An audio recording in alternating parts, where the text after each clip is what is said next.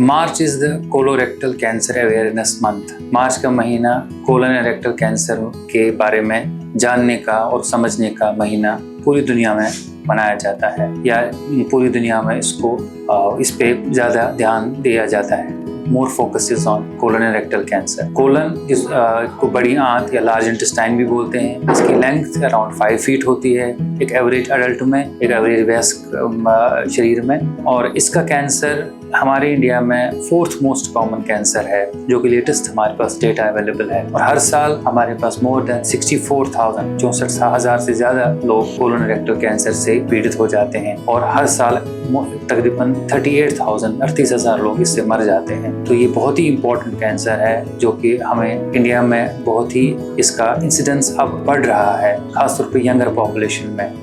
पूरी दुनिया में इसका इंसिडेंस बहुत सारी कंट्रीज में डिक्रीज हो रहा है, कम हो रहा है, क्योंकि वहाँ पे कोलोनोस्कोपीज कर रहे हैं। लेकिन हमारे इंडिया में इसका इंसिडेंस पिछले 20 साल में बढ़ रहा है, हर शहर में और हर जहाँ से भी स्टडीज हुई हैं, जहाँ भी हमारे इंडियन स्टेट्स हैं, जहाँ से भी डेटा आ रहा है, तो पहले के मुकाबले में ये बढ़ रहा है कोलन एंड रेक्टल कैंसर। इसके कॉमन सिम्टम्स आमतौर पर ऐसे होते हैं: लैटिन के साथ खून आना, या वजन कम होना, या बिना मतलब के एनीमिया होना जिसको हम बोलते हैं, हेमोग्लोबिन गिर जाना।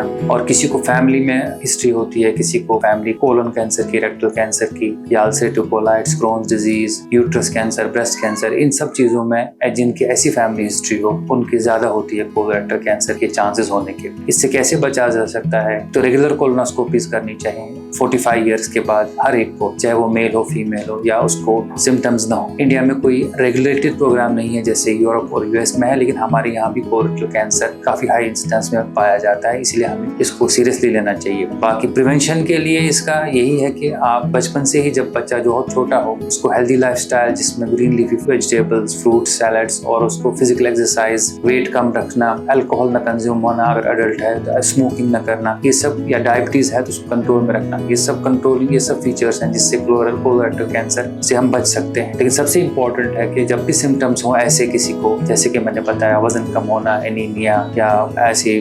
कॉन्स्टिपेशन के साथ डायरिया होना, या चेंज, अचानक बाउल हैबिट्स में चेंज हो गया, तो ये सारे सिम्टम्स जो कोलोरेक्टल कैंसर के हैं, इसके लिए स्क्रीनिंग होनी चाहिए और डॉक्टर से संपर्क करना चाहिए। जो सबसे बेहतरीन तरीका है, बेस्ट तरीका है कोलोरेक्टल कैंसर डायग्नोज करने का और प्रिवेंट करने का भी, वो है कोलोनोस्कोपी, स्क्रीनिंग कोलोनोस्कोपी। और ये एक सेफ टेस्ट है और हमारे ऑलमोस्ट हर जगह होता है ये इंडिया में। ये बेस्ट वे है टू प्रिवेंट कोलोरेक्टल कैंसर।